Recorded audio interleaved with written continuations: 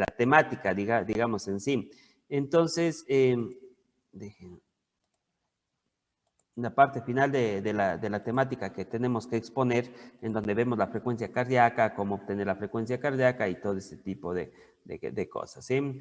Entonces, nosotros nos habíamos quedado en, a ver, voy a compartirles la materia.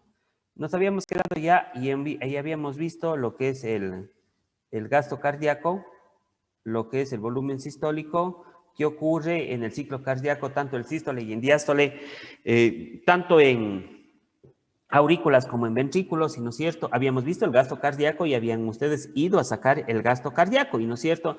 Y ver esa diferencia que existe en gasto cardíaco, tanto en hombres, la edad, la actividad que se realiza o cómo está latiendo nuestro corazón. Hasta ahí creo que habíamos quedado, ¿sí? La clase del día martes. Luego nos encontramos y ya vemos a la bomba, ¿sí? ¿Cómo funciona la bomba? ¿Cuál es el ciclo de la bomba? Sístole, diástole, ciclo cardíaco, gasto cardíaco, volumen sistólico, ¿qué forma tiene la bomba? ¿Sí? ¿Cómo se comporta la bomba? ¿En dónde está esa bomba? ¿Qué disposición tiene? ¿Y no es cierto? ¿Qué cavidades tiene? Lo que es la estructura anatómica que ustedes nos venimos acordando ya bastante en los días anteriores. Ahora vamos a ver por dónde circula los canales que tiene esta bomba para llevar su contenido.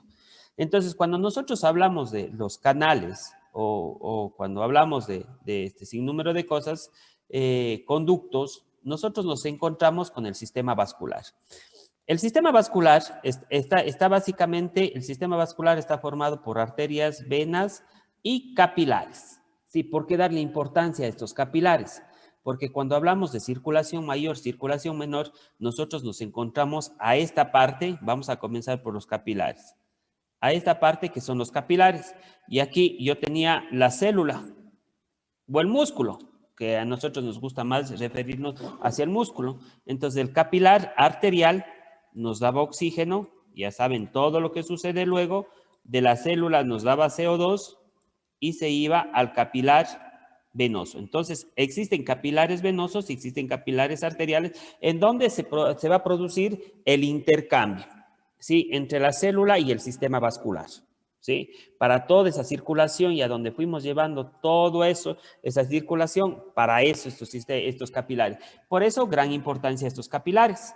Estoy comenzando por los más pequeños. Luego tenemos, antes de los capilares, nosotros tenemos unas estructuras fundamentales para la actividad física y que vamos a comentar, que son las arteriolas. ¿Qué es una arteriola? Una arteriola es una arteria pequeña, ¿no es cierto? Pero que tiene las paredes gruesas y que básicamente aquí van a actuar los diferentes sistemas, tanto el sistema autónomo y, ¿no es cierto?, para que exista mayor cantidad de flujo. Es un regulador de flujo, digamos en sí. ¿Sí? Es un regulador de flujo de sangre que llegue hacia los capilares. ¿Sí? Que estará regido, ¿por qué? Ya vamos a ver. Sí, ya vamos a ver por qué está regido. Se producirá vasodilatación o vasoconstricción. Se podrá producir en estas arteriolas. Y bueno, y las principales, las que salen del corazón y llegan al corazón, aquí tenemos primeramente lo que es la arteria. ¿Sí? La arteria, fíjense que la arteria tiene una capa muscular. Bueno, tiene un endotelio, que es la capa más interna, un endotelio. Tiene un subendotelio, tiene una muscular y bueno, y una capa adventicia. La muscular es elástica, ¿sí? La muscular es elástica, es fuerte esta muscular. Imagínense que si esta capa, pongamos aquí, no fuera fuerte esta capa muscular. Imagínense que la sangre sale del ventrículo izquierdo luego de la sístole con ¿qué? Con una gran presión. Y por eso tenemos y podemos medir nosotros la presión arterial. ¿Sí? La presión arterial. Imagínense si estas capas del corazón no fueran fuertes. ¿Qué pasaría? Se abombarían o se podrían romper, dando lo que son hemorragias. Entonces, esta capa muscular juega un papel fundamental en las arterias. ¿Sí? Imagínense su corazón cuando se ponen a hacer ejercicio latiendo a 150, 160, 170 latidos por minuto. ¿Sí? Y si no tienen unos vasos fuertes, imagínense un grifo de agua, y no es cierto, que está dando mucha agua al respectivo, a las mangueras. Y las mangueras no son de calidad. Y en un momento dado viene mucha agua, y no es cierto, como cuando se va el agua en la casa, después regresa con mucha fuerza, ¿sí? Con mucha presión, lo que se sabe decir. E imagínense si la manguera no es de buena calidad, ¿qué pasa? Se rompe. Entonces, lo mismo nos va a pasar con nuestras arterias. Entonces, es parte fundamental que tenga una capa muscular y elástica, ¿y no es cierto? En donde sea de buena calidad, ¿sí? Sea de buena calidad, ¿para qué? Para que se vaya por aquí el flujo de sangre. También tenemos, y fíjense acá se difiere, las venas, ¿sí? Las venas tienen la misma composición. Un endotelio es un endotelio. Fíjense que la muscular, ¿qué es? Y es más delgada, ¿sí? Y tiene su adventicia. Entonces, la muscular es más delgada. Y yo diría, o sea, ¿por qué serán nuestras venas más delgadas? ¿Por qué? Porque nuestras venas tienen la muscular. Imagínense las venas de los pies teniendo que llevar sangre hasta el corazón y nosotros de pie. No necesitaría yo más fuerza, y inclusive ya la fuerza fue del corazón que dio sangre, ¿no es cierto?, a los capilares arteriales hasta la célula.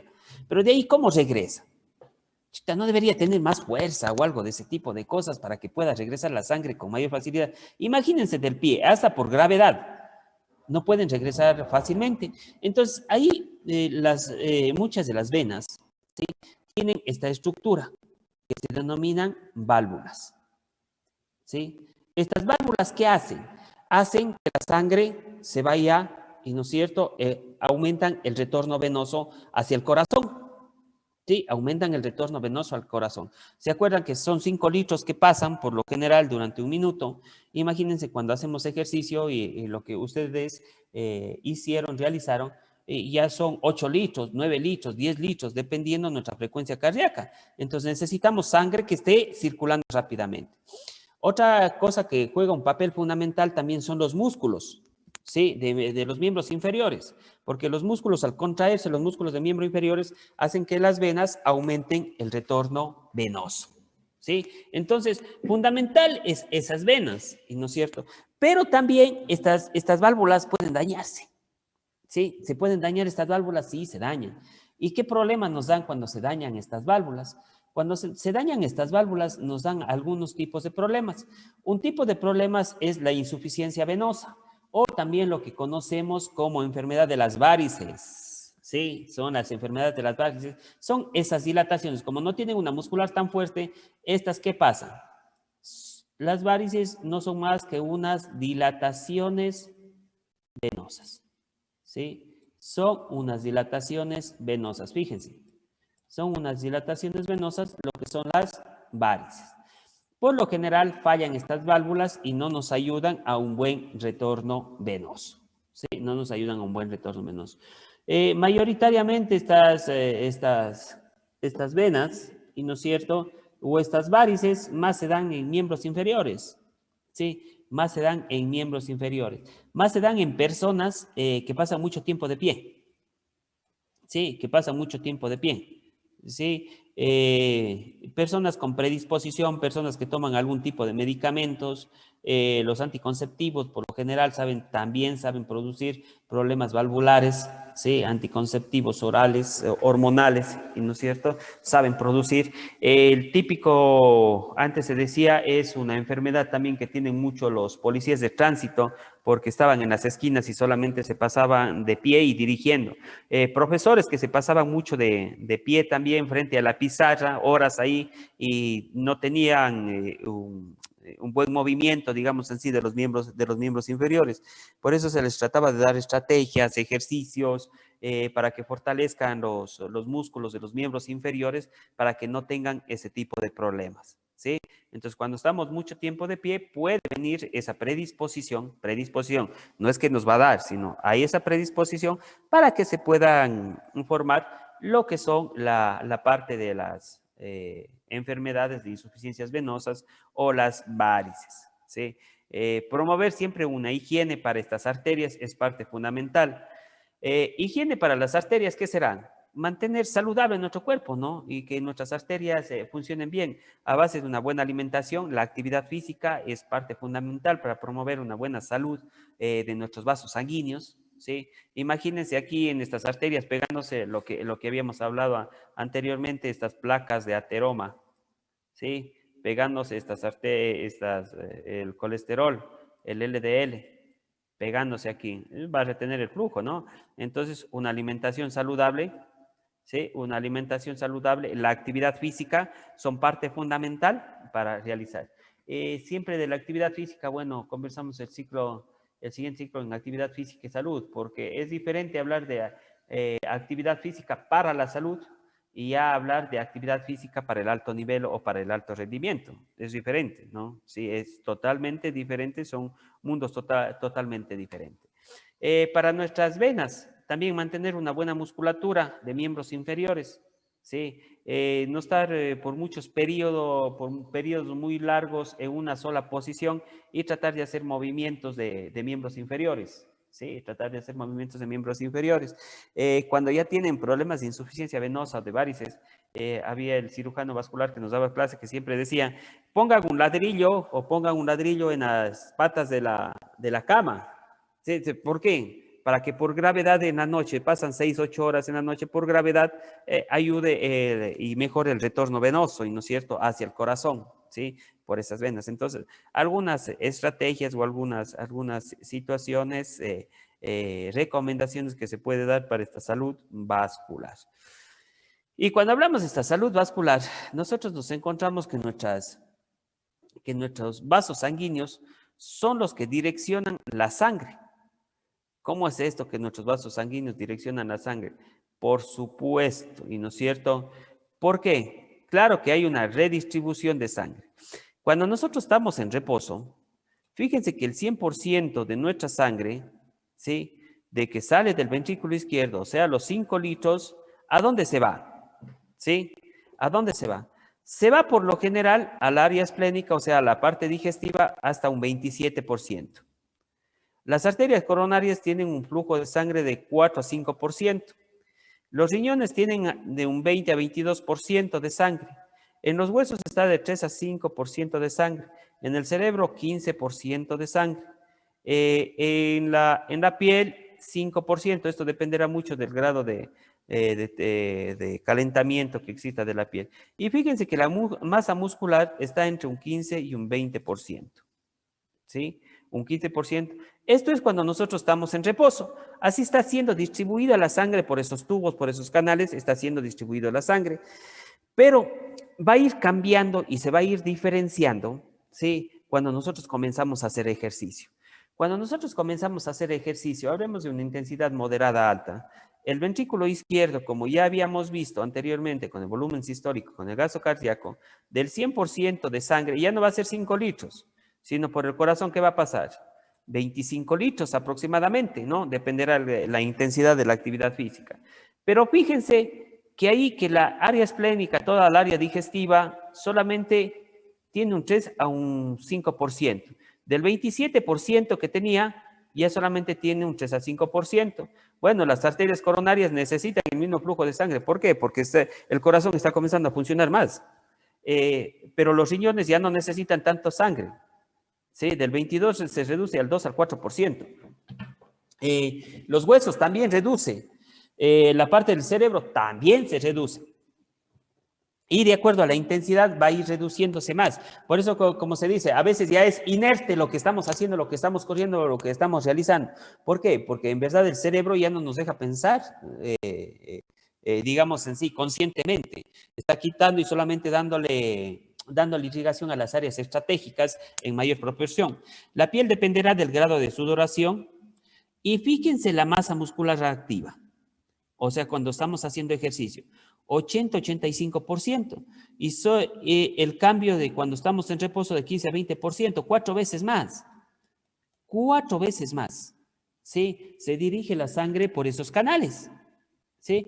Entonces, ahí llegamos a una conclusión de que la sangre se dirige donde más se necesita. O sea, donde nuestro cuerpo más necesita, nuestro cerebro, ¿sí?, lo va a redireccionar a la sangre. ¿A través de qué? De cambios en los vasos sanguíneos, ¿sí? De diferentes cambios en los vasos sanguíneos. Y ahí juega un papel fundamental estas que les decía que son las reguladoras, que son las arteriolas. Juega un papel fundamental. Entonces, la sangre se dirige donde más lo necesito. Si yo estoy haciendo mi proceso digestivo, sí, si estoy haciendo mi proceso digestivo, la sangre ¿hacia dónde más se dirigirá? Más se va a dirigir hacia mi estómago, hacia mi intestino, y no es cierto que está haciendo mi proceso digestivo. Si estoy, digamos así, filtrando más orina, ¿hacia dónde se dirigirá más la sangre? Se va a dirigir más hacia los riñones, ¿no es cierto? Y así cada uno. Pero a mí me gusta dar un poquito esta comparación en el sentido de la parte digestiva y de la parte muscular. Entonces, ahí nos encontramos nosotros, pongámosle a David. David está en el sentido, está corriendo. Sí, está corriendo, está haciendo ejercicio moderado, ¿no es cierto? La sangre, ¿dónde va a estar? Sí, mayoritariamente está en su sistema, en su masa muscular, ¿no es cierto? Haciendo este cambio, ¿no es cierto? Que se dirige. Pero rato menos pensado, David dice, está rico ese pastelillo, ya estoy cansado, sí, necesito un pastelillo. ¿Verdad? Se come un pastelillo. ¿Qué pasará cuando se come el pastelillo? ¿Seguirá redireccionado toda la sangre hacia la parte muscular activa? ¿O dice, no, iniciamos proceso digestivo, yo también necesito sangre, porque yo también estoy funcionando? ¿Qué pasará con este que estaba del 80-85%? En buena lid, como diríamos, sí, acá se acuerdan que bajó al 3-5%, en buena lid le voy a compartir, y no es cierto, un poquito de mi redistribución de sangre a la parte digestiva y vamos a subir a 15. Perfecto, vamos a subir a 15 para que haga un proceso digestivo, y no es cierto. Pero ¿qué va a ser el proceso digestivo? Si necesito 27 para hacer mi proceso digestivo, que esté de sangre ahí circulando. Va a ser un proceso digestivo lento, ¿no? Va a ser un proceso digestivo lento. Y si pierdo sangre en la masa muscular activa, ¿qué pasará con mi ritmo de carrera? Va a disminuir, ¿sí? Va a disminuir. Entonces, eso es lo que está pasando, y no es cierto, cuando estamos haciendo o cuando comemos y estamos haciendo actividad física. ¿Sí? ¿Por qué? Porque no tenemos. Entonces, ahí hay otra opción también, que el sistema muscular y su cerebro dice, no, sigue corriendo, no, ya comiste, pero sigue corriendo, no importa, ya se...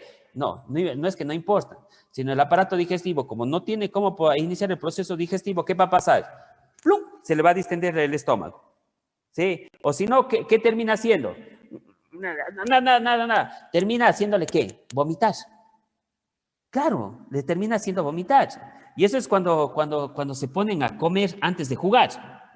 Sí. Número uno, ¿qué estará pasando cuando están comiendo y después se ponen a jugar enseguida?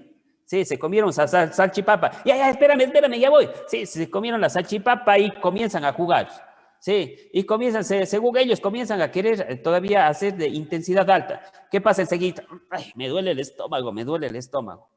¿Qué pasó? La sangre no sabe a dónde redirigirse, y no es cierto, no está acostumbrada a eso, a compartir esos gastos. O bien hago intensidad alta, pero la sangre tiene que irse a la masa muscular activa, ¿sí? Y no puede hacer el proceso digestivo, ¿sí? Entonces, ¿qué pasó ahí? O sea, entonces ahí están esos hábitos. Entonces, no puedo hacer dos gastos energéticos, y no es cierto, al mismo tiempo. O bien hago el proceso digestivo, o bien hago la actividad física y le hago funcionar a la masa muscular.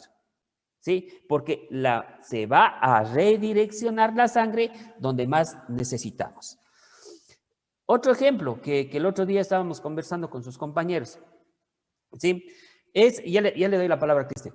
En el sentido, fíjense ustedes, a ustedes están ya de docentes en educación física y justo les va a tocar una clase, ¿sí? Justo les va a tocar una clase luego del recreo, ¿sí? Luego del recreo. Vienen los estudiantes luego del recreo, y no es cierto, ¿y qué hacen en el recreo por lo general?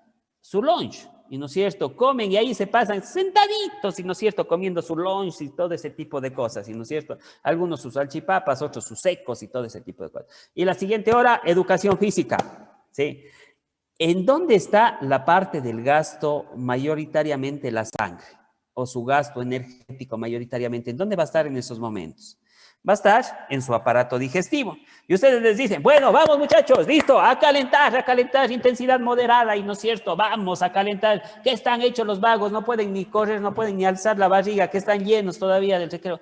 Es que lo que pasa es que están con un gasto energético, su sangre, su gasto energético está en otro lado.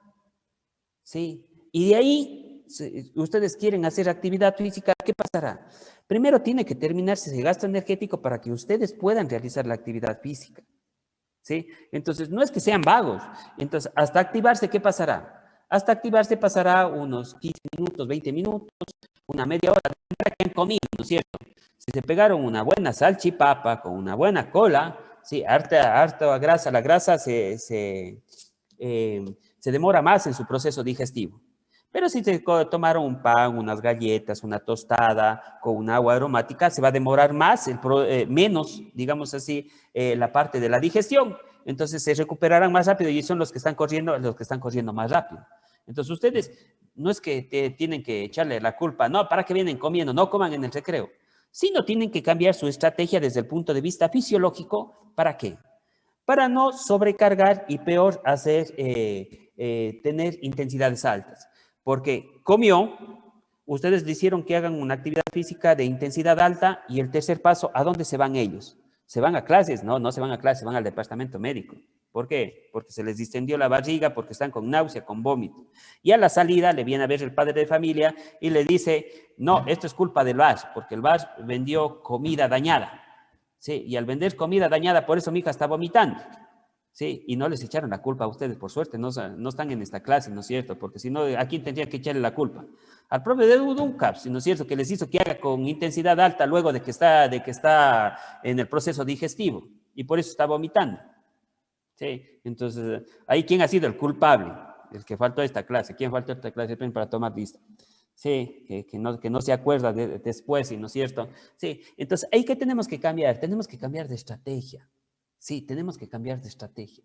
¿Y no es cierto? Utilizarán intensidades leves, otro tipo de modalidad de juego, otro tipo de circunstancias, de estrategias educativas que ustedes pueden poner en ese momento. Pero fíjense lo importante que es saber la parte fisiológica. Sí, porque si yo no sé la parte fisiológica con quién estoy trabajando, sí, pueden venir estos errores. Entonces, la del departamento médico van a hacer una revisión del bar y todo ese tipo de cosas, a ver qué encuentran ahí, porque están con productos dañados seguramente, y no es cierto, porque están los chicos vomitando y todo ese tipo de cosas. Tenemos que acordarnos de esa parte fisiológica. Por eso se están formando en ser profesionales. Ya ven que no ha sido solamente de tirar una pelota al aire, sí, sino tienen que tener ese respectivo conocimiento para ver eso, ¿sí? Cristian. Bueno, le iba a preguntar sobre, bueno, si como algo después de cuánto tiempo es recomendado realizar actividad física o ejercicio, pero bueno, y nos dijo que era de acuerdo a lo que ingerimos, ¿no? Entonces, esa era mi pregunta, pero Sí, creo ya no que sé. ahí ya está un poquito contestado, ¿no es cierto? Sí. Claro, va a depender mucho del tipo de alimentación. Las grasas son las que más se demoran en absorberse, seguido de las proteínas, y los hidratos de carbono son los que menos se demoran en absorber. Por eso, inclusive, hidratos de carbono utilizamos en las bebidas hidratantes, no energizantes. En las bebidas hidratantes utilizamos algún tipo de hidrato de carbono que sea de fácil absorción. Sí, de fácil absorción. Si usted se pone y consume un energizante en media competencia, seguro que se le va a distender el estómago. ¿Sí? Si quiere tomarse un energizante, tómese un energizante unos 20 minutos, unos 30 minutos antes, como parte de hidratación, o por la cafeína, si quiere la estimulación de la cafeína. Pero si se toma el energizante en mitad del partido, seguro que no va a ser un buen proceso digestivo, va a vomitar en mitad de su competencia, ¿sí? O va a sentirse distendido la barriga y va a disminuir su rendimiento, ¿sí? Hasta para la parte competitiva, hablemos en sí. ¿Sí? Entonces, importantísimo conocer cómo se redistribuye, y en el momento dado que usted quiera darles algo de alimento o medir los tiempos entre la práctica de la actividad física. Pero si nos vamos a la parte educativa, ustedes no pueden decir, no, no me dé justo ahora, después de las horas después del recreo, no me dé la clase. Si por lo general las clases de educación física, si hablamos en la mañana, por lo general son las que más les ponen más cercanas al mediodía. ¿Sí? Entonces ahí tenemos esa parte de conflicto. Doctor, Emilio. Emilio, después Jonathan. Emilio, que me alzó la mano. Sí, doctor. Usted había, o sea, por lo que tocó el tema ahorita, solo mi pregunta era, ¿por qué recomiendan que no se debe ingerir bebidas energizantes previa, o sea, perdón, después del ejercicio físico, de alguna actividad física? Después del ejercicio físico, sí. Bueno, lo que pasa, uno de los energizantes que tienen cafeína, por lo general taurina, bueno, tienen agua, pocos electrolitos. Lo que pasa es que la cantidad de azúcar es demasiada alta, sí, demasiada alta que tiene las bebidas energizantes y eso ligado a la cafeína, que son estimulantes. Entonces, si toma después, su frecuencia cardíaca está alta y al ser la cafeína un estimulante del sistema nervioso, ¿qué va a hacer su frecuencia cardíaca? Su corazón va a seguir latiendo muy rápido, digamos en sí, muy rápido, y no va a tener ese tiempo de recuperación que debería tener su corazón, ¿no? Bueno, las bebidas energizantes no son buenas, ¿no? Y ninguno, ni antes ni después, hablemos en sí, tiene mucha cantidad de cafeínas y mucho azúcar. Sí, y mucha azúcar, ¿sí? Entonces, no podríamos jugar mucho con la cafeína, pero puede ser una respuesta hacia ese entorno de luego del ejercicio físico, ¿no? No le permite una buena recuperación, hablemos en sí. Jonathan. Sí, doctor. Disculpe, este proceso que dice digestivo, que necesita también flujo sanguíneo y todo, también tiene que ver con la hidratación, o sea, algo similar. Yo he escuchado que se necesita hidratarse antes, durante y después de la actividad física, pero también se ha notado, bueno, uno también ha experimentado cuando está muy cansado, se puede mandar toda una botella completa de agua, pero va a regresar a la actividad física de nuevo y se siente pesado. Entonces también tiene que ver con esto. Ya, bueno, O, la parte del líquido, sí, en verdad, el líquido puede saciar, sí. Número uno, ¿por qué no es recomendable tomar tanto líquido? Bueno, la hidratación es un mundo bastante amplio. La hidratación es un mundo bastante amplio. En el sentido de que la hidratación, ¿qué se pierde en la deshidratación, digamos en sí, o cuando estamos sudando mucho en el deporte? Se pierde agua y electrolitos. Y cuando nosotros queremos suplir, va a depender número uno, de cuánto es la pérdida en cada una de las personas. Sí, porque de aquí, si vemos acá Emilio, Cristian, Andrés, Mayra, Jonathan, Esteban, David, Juan, Omar, todos tienen una tasa de sudoración diferente y tienen una manera diferente de perder líquidos. De pronto el uno suda más, necesitará un poco más de hidratación. El otro suda menos, necesitará menos hidratación. Todos van a necesitar hidratación. Sí, pero la hidratación se debe hacer también por kilo de peso y de acuerdo a las necesidades que se tengan.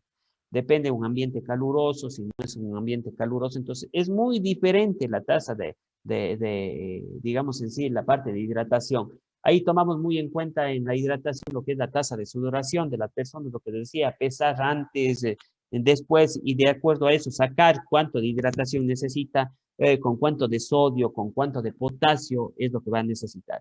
Pero a veces, en verdad, el primer mecanismo de nuestro cuerpo de decirnos que estamos deshidratados es la sed. Sí, es la sed. Pero si nosotros cogemos y nos tomamos un litro de agua, nosotros vemos nuestra capacidad gástrica y nuestro estómago, ¿qué hace? Se distiende, tanta agua. ¿Y no es cierto? ¿Y qué pasará ahí? ¿Se podrá absorber rápidamente o cuando vuelve al juego, siente hasta inclusive que el agua sigue ahí mismo, ¿y no es cierto? Y rato menos pensado, espérate, a vomitar? ¿Por qué? Porque ya comienza a hacer, la sangre se va a los músculos para hacer otro gasto. Entonces, ahí ya no nos funciona. Entonces, la hidratación debe ser medido en porciones y de acuerdo a la persona, digamos en sí. Tampoco es que coge y tómate y enseguida. Y ahí están las bebidas que son hidratantes, que por lo general tienen agua, electrolitos y tiene azúcares en un 4 y un 8%, ¿no es cierto? Que se absorben rápidamente al organismo, pero con medidas suficientes. También va a demorar el vaciamiento gástrico, ¿sí? Y eso es lo que le pasa, ¿sí? Sí, estoy sudando, y no es cierto, estoy sudando, estoy cansadísimo, ya, se toma agua, y no es cierto, pero eso es lo que va a pasar, no hay un vaciamiento gástrico rápido con el agua, ¿sí? No hay un vaciamiento rápido con el agua. Entonces ahí hay que tener precaución. Es lo mismo que con los alimentos. Si llenamos una botella, ¿sí? Si llenamos a fondo una botella, ¿la botella qué hace? Se distiende, y no es cierto. se distiende. Es lo mismo lo que pasa con el estómago, ¿sí? Es lo mismo lo que va a suceder con el estómago, ¿sí? ¿Alguien más? No, nadie más. Sí, entonces, bueno, quizás el otro ciclo podamos seguir conversando más de esto de hidratación, ¿no es cierto? Que es un puntal fundamental. Entonces, esta distribución de la sangre se da principalmente por estas de aquí, por las arteriolas, que tienen paredes fuertes, y se da por dos mecanismos: autorregulación y control neural extrínseco. O sea que las propias arteriolas pueden autorregularse. Gracias a que a diferentes sustancias o a cambios locales que se dan. ¿Cuáles son los cambios locales que se dan? La necesidad de oxígeno, el aumento de CO2, ¿sí? El aumento de CO2. Claro, si está aumentando el CO2, materiales de desecho, ¿qué va a decir? Rápido, necesitamos más sangre porque aquí está aumentando el CO2, nos estamos intoxicando, y no es cierto, la célula va a decir, necesitamos más sangre. Entonces, ese es un problema de autorregulación. Rápidamente, y no es cierto, las arteriolas se van a abrir, esas arteriolas, y van a hacer que fluya más sangre por ahí. ¿Sí? Demandas de nutrientes. El músculo está trabajando y se está inflamando también. No es que el músculo no sufre cuando trabaja, sí, sufre cuando trabaja, entonces se está inflamando también. Se está inflamando también, sustancias inflamatorias. Y aquí la presencia del óxido nítrico, ¿sí? La presencia del óxido nítrico, que es un potente vasodilatador. ¿Qué quiere decir ser un potente vasodilatador? Que hace que esa arteriola aumente su tamaño. Sí, aumente la luz del tamaño de esa arteriola. Y al aumentar la luz del tamaño de la arteriola, ¿qué pasará? Hay más sangre. Es como decir, yo pongo una extensión de una manguera y en la manguera le pongo que sea más ancha. ¿Qué habrá? Más agua. ¿Y no es cierto? Más agua. Entonces, es lo mismo cómo se regula esto. Hay algunas, lo que sé decir, siempre yo me acuerdo del óxido nítrico, una de las sustancias que más se comía en la casa de la selección para aumentar el óxido nítrico era la remolacha. ¿Sí? La remolacha es una sustancia que aumenta bastante este óxido nítrico. Por eso y es una de las sustancias que más evidencia y más han estudiado, ¿sí? Para deportistas de resistencia, o sea, deportistas de largo aliento, porque cumple esa función. ¿Esa función de qué? De estimular al óxido nítrico, que es un potente vasodilatador, y al ser un potente vasodilatador, provee más sangre a los tejidos en donde está funcionando, ¿sí? Arteriolas. Y luego va, como siempre, ¿sí? Como siempre, ¿quién? El sistema nervioso autónomo simpático, ¿sí? Fíjense que en nuestro corazón, ¿sí? Sistema nervioso autónomo. Y como les dije anteriormente, mejor que nos controle el sistema nervioso autónomo, porque imagínense si nosotros nos controláramos nuestro corazón, nuestros vasos sanguíneos, ¿qué pasaría ahí, no es cierto? ¿Qué pasaría en ese sentido? Entonces, ahí tenemos nosotros que más estimulación simpática, ¿sí? Aumenta la vasoconstricción. ¿Sí? Y si aumenta la vasoconstricción, ¿qué es la vasoconstricción? Es que disminuya la luz de la arteria. Y la vasodilatación, que aumente la luz de las arterias. Entonces, ¿cómo hace esto? Si yo si estoy haciendo ejercicio, yo produciré vasoconstricción ¿en qué área de mi cuerpo? ¿En qué área de mi cuerpo produciré vasoconstricción si estoy haciendo ejercicio, señor Godoy?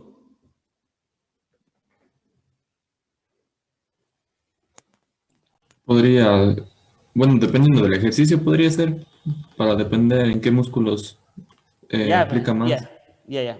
Bueno, pero en general, de acuerdo a ese cuadrito que yo tenía, que teníamos ahí de la redistribución de sangre, ¿en dónde produce En los vasoconstricción? músculos. Vasoconstricción en los músculos. Señor Ortega, ¿qué dice usted? No, en los músculos sería vasodilatación. La vasoconstricción sería en las zonas más centrales del cuerpo, digamos así, por los órganos más o menos. Claro, por supuesto, en área esplénica. ¿Por qué? Si produce vasoconstricción, menos sangre para este lado, y produzco vasodilatación en la otra zona, en los músculos. ¿Para qué? Para que haya mayor cantidad de sangre allá. Por eso decíamos que la redistribución de sangre, y no es cierto, se dan por factores de autorregulación de las arteriolas, pero por factores extrínsecos, como el sistema nervioso autónomo. Entonces, vasoconstricción, y si estoy haciendo el proceso digestivo, habrá vasoconstricción en los músculos y habrá vasodilatación en las arterias esplénicas, y no es cierto, en todo lo que es intestinos, en todo lo que es hígado, en todo lo que es vaso, se produce lo que es vasodilatación. Entonces, fíjense ustedes, ¿sí? Fíjense ustedes, el sistema nervioso autónomo simpático también interviene. Entonces, son dos ¿sí? Lo que es la autorregulación, dado por las arteriolas, y el control neural extrínseco. Control neural extrínseco, ¿sí? Son dos fundamentales que tenemos. Y podemos medir la presión, y no es cierto, a ver cómo están funcionando nuestras arterias también. La presión, la tensión arterial es la presión ejercida de la sangre sobre las paredes de los vasos sanguíneos.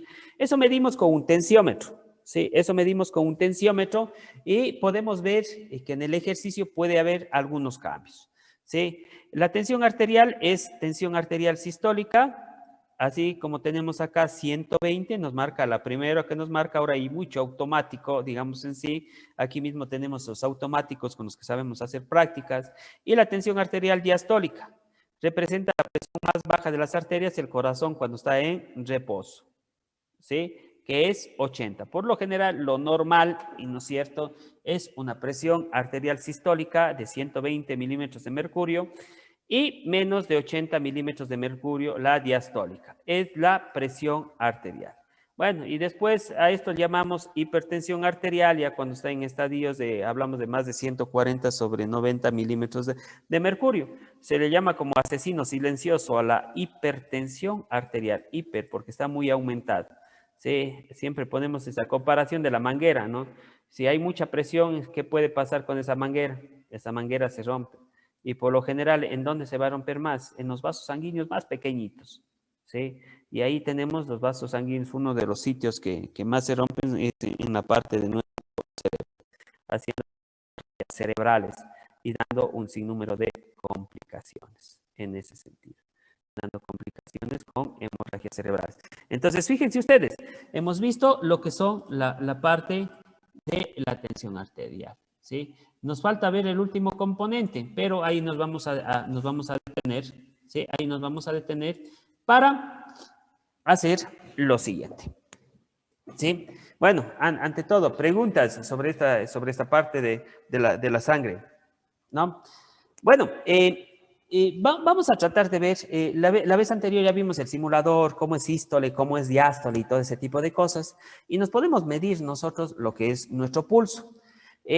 Para medirnos nuestro pulso, nosotros sí necesitamos básicamente ser constantes, practicar, y ahí vamos a hacer un poco una clase un poquito híbrida, digamos sencilla, cuando vengamos de la Semana del Estudiante, vamos a hacer una clase híbrida.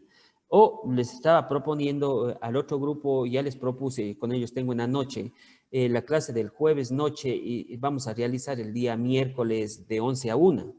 No sé si con ustedes podamos hacer lo mismo, de pronto realizamos una clase práctica en vez de la del día viernes, que sería, y no es cierto, y realizamos una clase un poco híbrida. ¿Híbrida en qué sentido? En el sentido de que vamos a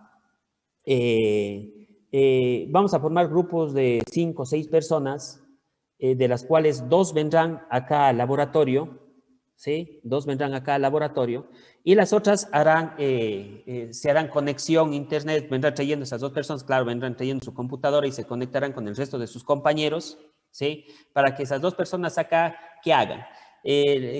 Darles el tensiómetro para que se midan la presión y para que los otros vayan viendo cómo se miden la presión, para que se pongan un estetoscopio, para que hagan ejercicio en la caminadora, para que hagan ejercicio en la bicicleta, ¿sí? Y los otros vayan sacando los estándares, digamos en sí, ¿sí? Entonces, si es que desean, hacemos eso y eliminamos la clase del día viernes y hacemos el día martes, que yo tendría tiempo de 11 a 1, ¿sí? Si es que desean, eso les quedo a criterio y eso quisiera que me confirme Jonathan, porque de aquí ya no nos vemos, digamos en sí, hasta la próxima semana, si es que están de acuerdo. Y básicamente, porque hay algunas personas que son de partes lejanas, entonces ellos pueden estar con la computadora, pero ya van a ir viendo a sus compañeros les van a ir indicando, ve, así este tensiómetro, así nos ponemos, cuando hacemos ejercicio, entonces van a estar totalmente con su computadora trabajando, ¿sí? Divididos en grupos, básicamente si somos acá 30 de 5 personas, y no es cierto, podemos dividirnos en grupos de 5 personas, en los cuales los 2 vienen,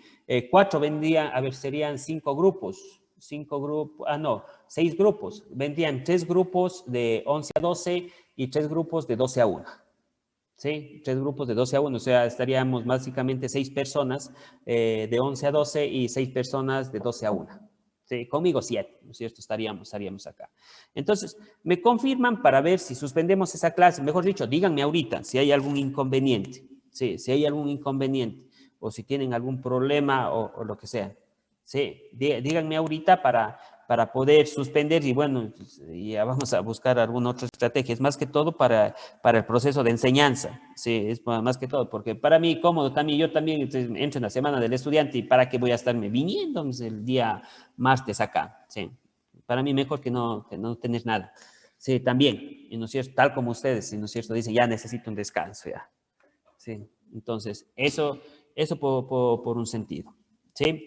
Díganme ahora o si no para que organice, para que Jonathan nos dé organizando, ¿no es cierto? Para que se apunten por grupos, porque esos mismos grupos van a trabajar en dos vías y dos sentidos. Sí, porque esta es la primera parte, la que van a venir a hacer acá. La segunda parte es la que van a hacer aparte, digamos en sí.